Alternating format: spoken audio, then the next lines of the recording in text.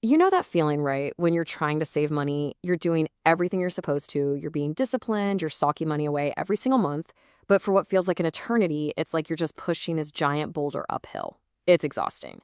But here's the thing. What if that boulder is eventually supposed to start rolling all by itself? Yeah, everyone tells us just be patient. And look, that's totally true. Patience is absolutely the fuel that keeps you going, but it's not the engine. So what is?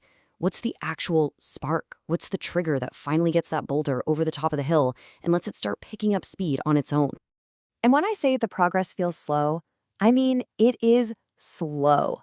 We're talking about those first few years where you're putting away maybe hundreds, even thousands of dollars, and your total balance just inches along. You check your account and you're just thinking, seriously, is this even making a difference? It's brutal.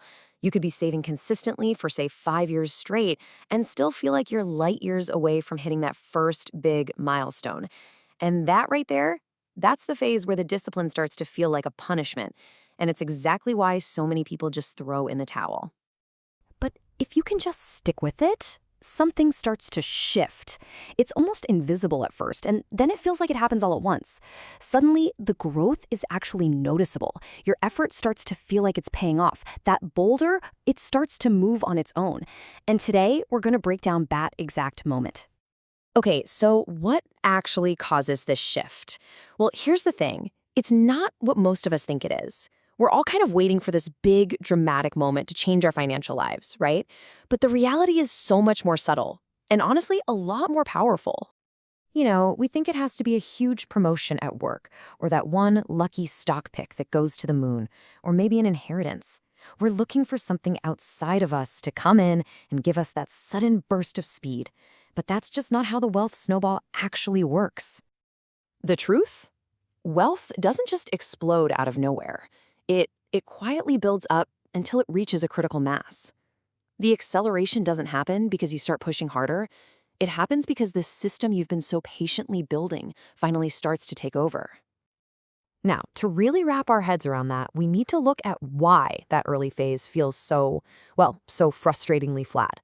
And here's the good news. It's not because you're doing something wrong. It's really just simple math. Think about it. When you're starting from scratch, your contributions, the money you put in, are doing all the heavy lifting. Any returns you get are on a really small base, so the returns themselves are tiny. I mean, in your first year, something like 95% of your growth is just the money you saved. Compounding is technically there, but it's like a tiny quiet whisper in the background. But here is the most important thing to remember. While it looks like your account balance isn't doing much, you are. This slow, painful, frustrating period, it's actually the most important training ground you'll ever have. See, you're not just stacking up cash, you are building the entire infrastructure for your future wealth. You're turning saving into a mindless, automated habit. You're getting really good at delayed gratification, and you're making those little mistakes and learning from them now while the stakes are still low. This phase, it is absolutely essential. And when you build that foundation, that's when you finally hit it, the tipping point. This is the moment that literally everyone is working towards, even if they don't realize it. You know, the legendary investor Charlie Munger had a famous saying about this. He was pretty blunt about it, and he was totally right. That first $100,000 is a really, really tough grind. It takes serious grit. But the reason he hammered this point home is because that's the critical mass. That's the amount you need for compounding to really, truly take off. And this table just shows it perfectly. Let's just look at the numbers. Say you're saving 10 grand a year and getting a 7% return. That first 100K, it takes almost 8 years. But look what happens next. The second $100,000 takes just over 5 years. The third, under 4. The fourth is barely 3 years. You're putting in the exact same amount of money, but your assets are starting to do more and more of the work for you. It's incredible. So here's the key idea, the real tipping point. The snowballing officially begins when the growth from your assets starts to match and then overtake the growth from your own effort. It's that magic moment when you realize your investments are adding just as much to your net worth as your savings from your paycheck are.